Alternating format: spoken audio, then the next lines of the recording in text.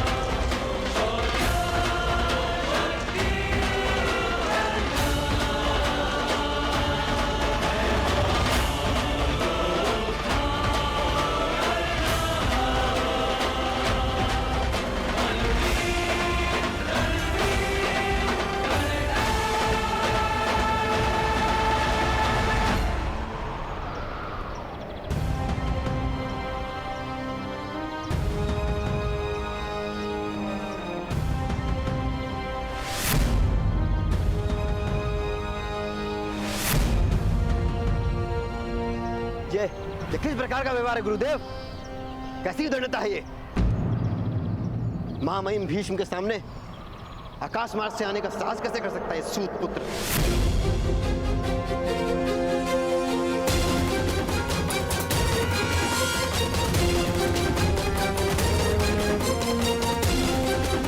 महामहिम गर्व से ऊंचा देख सके, इसीलिए आकाश मार्ग से आया हूं। एक सूत पुत्र का ये साहस! पितामह भीष्म और हम राजकुमारों का ऐसा घोर अपमान! इतने बड़े बड़े उच्च कुलों के अतिथि उपस्थित हैं और यहाँ ये सूत पुत्र विमान में उड़ने का साहस भी कैसे कर सकता है? बंदी बना कर रख दो इसको।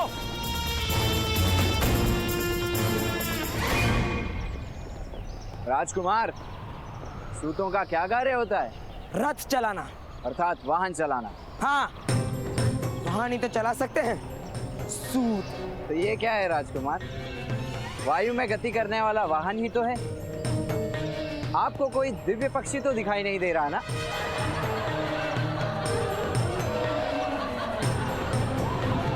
मान रहा हूं कर्ण, हमारा तो अधिकार ही नहीं कि हम वायुयान पे बैठ सके। राजकुमार, महामहिम भीष्म के अपमान के अपराध में कर्ण को दंड दीजिए।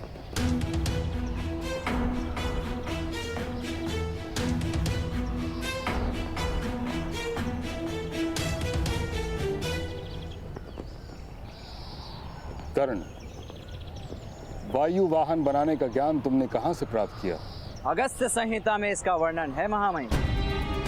पुरातन काल के पुष्पक जैसे विमान भी आर्य भूमि के इसी आकाश में उड़ा करते थे। भगवान राम भी ऐसे ही विमान में बैठकर लंका से अयोध्या पधारे थे। और वैसे भी ज्ञान के मूल का क्या महत्व? ज्ञान का फल आपके सामने। सूतपुत्र,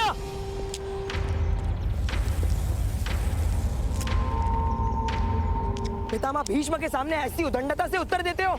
मूर्ख! मैं उनका अपमान नहीं सहूंगा। इसका मस्तक काट दो सैनिक।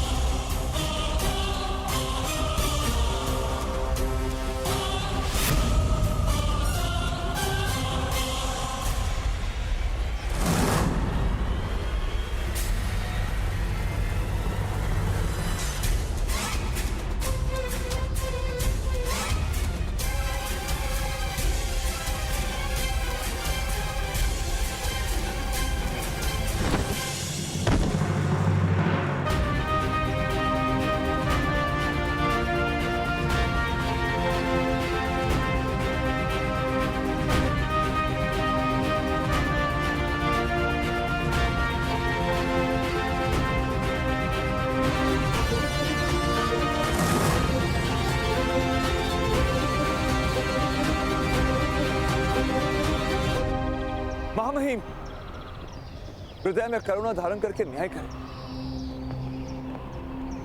मैं विनती करता हूं। धनुर्विद्या केवल क्षत्रियों के लिए होती है। तुम सूत के पुत्र हो, तुम्हें सूत ही बनना होगा। आज के पश्चात तुमसे धनुष लेने की आवश्यकता नहीं पड़ेगी। न्याय करते समय करुणा नहीं दिखाई जाती, सत्य और परंपरा का विचार किया जाता है।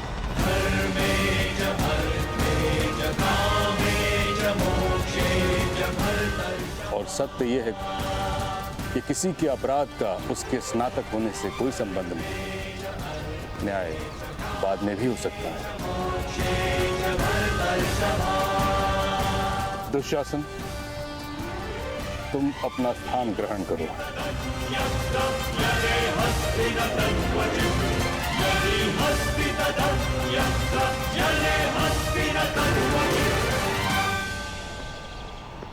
कर्ण,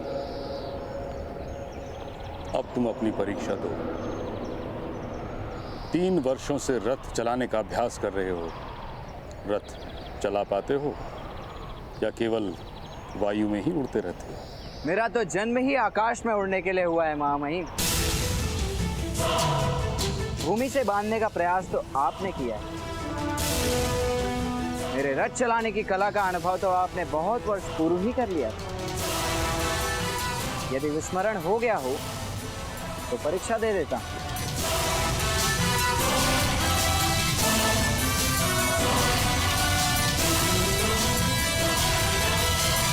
कर्ण पुत्र, अपना रथ ले आओ।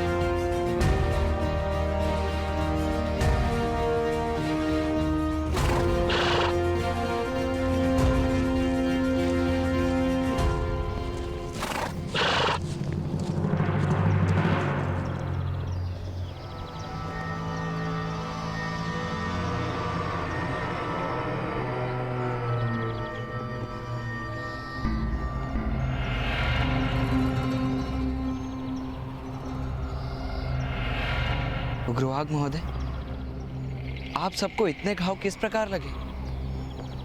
ये तो सूत होने का दंड है पुत्र। हस्तिनापुर के 100 राजकुमार अब निरंतर हम जैसे नीच जात के लोगों को यातना देते ही रहेंगे। राजकुमारों ने अपने रथ के साथ अश्वों के स्थान पे ही इन्हें बांध कर रखा था भ्राताश्री। पर क्यों? आज जब प्रातःकाल अश्वों को पानी पिलाने नदी पर लेकर गए थे, तभी वहां अचानक सिंहों का परिवार आ गया। अश्वों के जीव बचाने हेतु हमने अश्वों को मुक्त कर दिया ताकि अश्व भाग सकें, और हम सारे सारथी वृक्षों के ऊपर चढ़ गए। और जब सारा वृतांत राजकुमारों को सुनाया और उनसे विनती की नए अश्व लाने के लिए हमें कुछ समय दे, तो उन्हें क्रोध आ गया और उन्होंने हमें स्वयं रथ खींचने का आदेश दिया।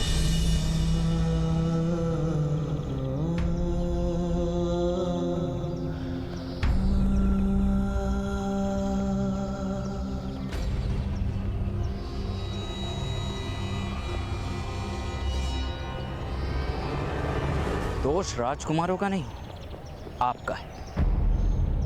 अश्वों की भांति मौन रहकर जियोगे उग्रवाक महोदय, तो अश्वों की भांति रथ से बनना भी पड़ेगा।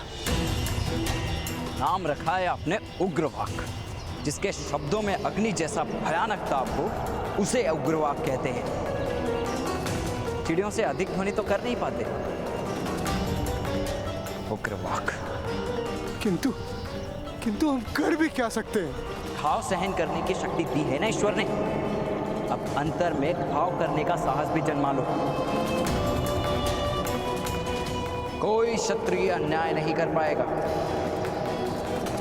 सर्प ना बन सको तो नेवला बनो। चूहे तो सर्प का भोजन ही बनते हैं। यदि हमारे पास शस्त्र उठाने की स्वतंत्रता होती तो क्या कर लेते उग्रवाक महोदय?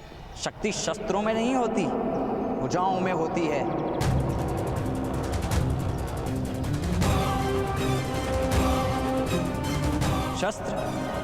शस्त्रों की आवश्यकता पड़ती है युद्ध जीतने के लिए। सम्मान प्राप्त करने के लिए तो साहस ही पर्याप्त है। देखना है तो आकर देखो।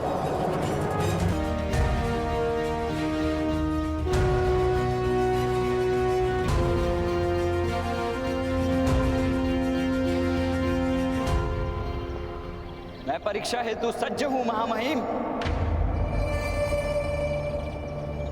परीक्षा आरंभ कीजिए गुरुदेव। सज्जनों, सारथी का कार्य होता है अपने रथी महारथी को अनेक विपदाओं से सुरक्षित उसके लक्ष्य तक पहुंचाना। इसीलिए इस परीक्षा में विभिन्न विपत्तियों का निर्माण किया गया है। इन विपत्तियों से सुरक्षित जो रथ को यहाँ ले आएगा वो प्रथम श्रेणी में उत्तीर्ण होगा। कर्णपुत्र, परीक्षा आरंभ करो।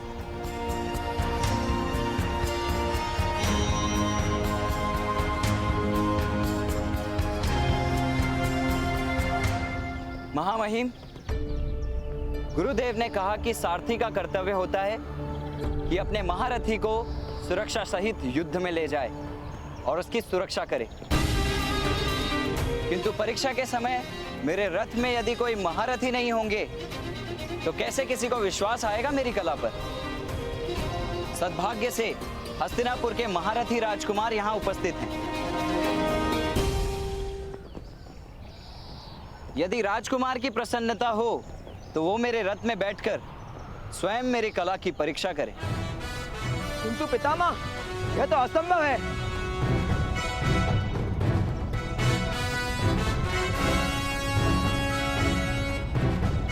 यदि राजकुमार में साहस ना हो तो मैं अकेला रथ चालन की परीक्षा दूंगा। दुशासन पुत्र, अगर तुम में साहस ना हो तो रहने दो। पधारिए राजकुमार, मेरा रथ आपकी प्रतीक्षा कर रहा है।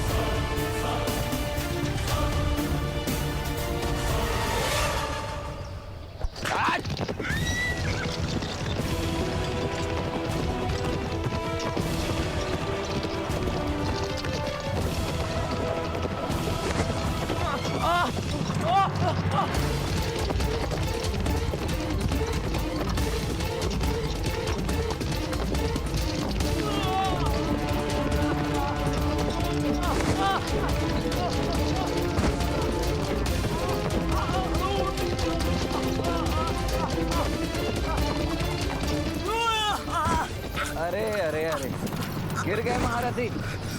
गड्ढे वाले मार्ग का चयन किया है ना। रथ में बैठना सरल नहीं।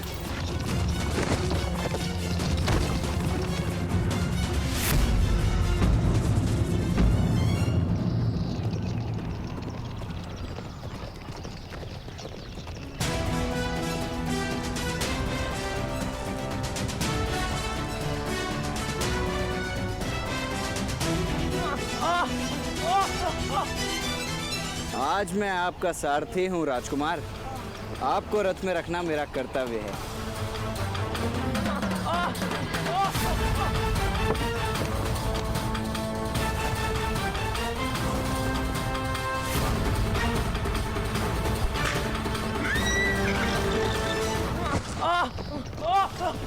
महारथी, रथ को पकड़ के बैठिए। क्षत्रिय वंश को पकड़ने से सुरक्षा नहीं होती।